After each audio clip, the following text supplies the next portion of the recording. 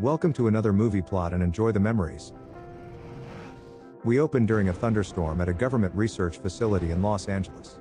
Steven the scientist is shooting high-frequency electromagnetic waves out of giant vacuum tubes into space, so it must be a Friday. Nobody wants him to do this, especially his boss Dr. Budlong, who's on the verge of a mental breakdown because Steve keeps blowing everything up. His brother Ron is a horny party animal and invites everyone to happy hour, but Steve decides to fire his electron gun instead. At the same time, a lightning strike and metal on his jacket react with the machine, causing a trifecta of screw-ups that almost kills everybody. The signal goes further than Steve ever intended and reaches a neighboring galaxy called the Clouds of Magellan, or CUM for short. All of the proof that he accomplished such a feat explodes right alongside Steve's job as he's fired by Budlong, whose wife looks like this. Now Steven can spend more time with his 13-year-old daughter, who gets left home alone at night with only a beagle named Dave for protection. Jessie's mother died 5 years ago due to an unexplained event, so she discusses with her widower father about finding him a new woman. Meanwhile, his signal hits a planet called Cosine N to the 8th, penetrating the atmosphere and causing the gravity to increase. A planetary council, believing this to be an attack, sends their chief intergalactic probist to investigate Earth and reverse the signal. Agent Celeste is introduced feet first like a Tarantino film, while getting dressed like a seductive Earth woman to fit in but also get noticed. She has a cycloptic worm living in her bag that tells her outdated information about human culture and can fabricate nudie magazines out of thin air. Landing her spaceship outside of Ron's beach house, Celeste departs wearing a high-fashion dress that looks like she's smuggling basketball hoops. She hides her ship behind the moon, then strolls right into the party because Ron is not going to turn this woman away, or any other for that matter. The stranger walks right up to Steven to ask about his work with space guns, but almost ruins everything with all the outdated references. She does a few backflips and tries to smoke a carrot, which isn't what Steve was looking for in a woman, but she at least has his attention. Realizing she's got something wrong, Celeste goes outside to scold Bag for the bad information that reached their planet decades after leaving Earth. Jessie convinces her dad to talk with the attractive stranger who claims to be from the Netherlands, which explains the strange behavior. She sticks her hands in his pockets to keep warm while Steve talks about penetrating her galaxy with his electron gun just the night before. When he leans in for a kiss, Celeste doesn't know what to do, so she just says she needs to find something more casual to wear. A confused Jessie witnesses the alien use her purse to turn pages of a magazine into a real dress, then attempt to strip in front of the house. Steve tells her to do that in the car as he takes her to his former place of employment to show off his cool space lab. He seems to have forgotten that he was fired, however Bag fabricates some Department of Defense credentials for Celeste so security lets them in. When Steve steps away for a moment, Celeste looks around the lab but can't find anything powerful enough to create the signal because it was just a freak accident. Bag says that Steve must be hiding something when Budlong enters, so Celeste uses 104% of her brain to control him with telekinesis.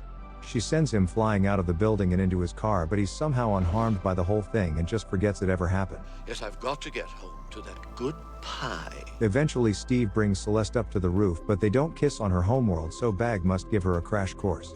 It projects various lip locks while Celeste takes Steve on a roller coaster of each one, with some being more pleasant than the rest. She even moves on to the animal kingdom, so Steven just goes along with it, but she ends it by smacking him on the head like a hamster. He decides that this is the type of woman he wants to bring home to his daughter, who's home alone again but is upstairs sleeping. The adults go to the bedroom, but Celeste has no idea what sex is, so she steps away for a moment for another lesson. Her species stopped riding alien Johnsons 3,000 years ago, so Bag fabricates some Debbie tapes so they can learn from the best. Celeste then goes out and begins imitating what she saw to try and seduce Steve into revealing how he doomed her planet. She could be wearing a trash bag and Steve wouldn't care because he's just as awkward with his approach to the whole situation. The alien loses her virginity and greatly enjoys the new experience because on her planet babies are made in petri dishes. While he gleefully sleeps, Celeste sneaks around the house and absorbs information by touching the computer and sticking her arm inside books. She gets distracted from her mission by Snoz Durante's Did You Ever Have the Feeling, which is a song about being torn between two options. The next morning Celeste meets Jessie, who's about the size of a 700-year-old on her home planet because she's over 1,000 years old herself. She's happy that her dad found somebody, but Celeste says she must go home in 24 hours, so Steve impulsively proposes. He thinks her visa has expired, but the alien just needs to consult with the Cosinian High Council, so steps out dressed in a bathrobe and bomber hat. She goes to a baseball stadium where Bag has fabricated something a little nicer to wear and meets with holograms of the elders. They still want her to send another signal to reverse the problem it caused, but Celeste says that Steve will only tell her more if they get married. Reading their book of outdated knowledge, they claim that marriage involves a man going off to fight the Turks while the wife stays home wearing a lock. Upon hearing it involves more sex, Celeste immediately agrees to continue the mission if only to experience more of that human culture. On the wedding day, Ron warns his brother that Celeste might be marrying him for a green card, but Steve would be completely fine with that. He eventually admits that he's just jealous and that he carries around a picture in his pocket of his dream girl, Princess Stephanie of Monaco. Before the wedding, Jessie discovers Celeste drinking battery acid, so she tries to warn Dad, but he just thinks she wants attention. He goes through with the wedding that's over in a matter of seconds because Dave the dog is gone and tried to bury Bag. The alien accessory fought back and levitated him onto the roof, so Celeste says yes, then runs outside to get him down. That night, Jessie goes on a date with Fred from school, but Dad doesn't trust him because he's about half a foot too short. It gives the newlyweds time to go fool around while Bag gets Steve's job back so he can work on finding out how the signal was sent. It calls Budlong up, claiming that Steve was on the verge of an important breakthrough and that his wife is a very desirable woman. This is enough for him to hire Steve again, while Jessie returns from her date later and spots Celeste drinking battery acid from her dad's Honda. She then starts it with her finger and goes shopping by purchasing all of the ingredients to make every single dish on a diner menu. She tries to pay with a giant diamond, and when that doesn't work, Bag fabricates a $1,000 bill, but the cashier requires something smaller. Celeste then spends all night cooking the dishes, but gets seen by Jessie handling boiling eggs and oven trays without getting burnt. She tries to warn her father, but he continues to act oblivious even as the food at the table grows into an enormous spread. When Steve returns to work, Jessie discovers Bag, so she calls him to say there's a fire at home because he doesn't listen to the truth.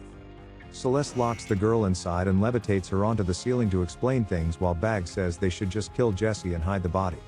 It doesn't matter that they reveal their plan to replicate the transmission because Steve doesn't believe his daughter when he gets home anyway.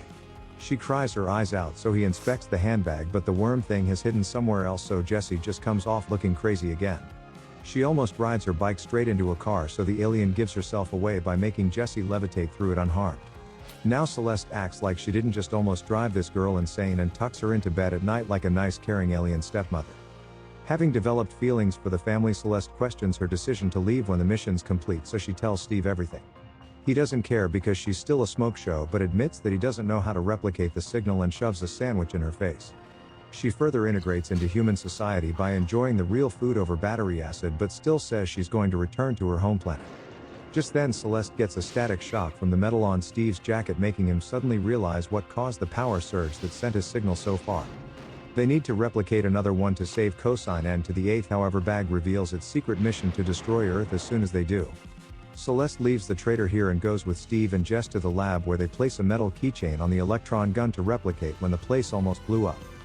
While they prepare the machine, however, Bag rings Ron and imitates Celeste's voice to ask him to deliver it to her at the lab.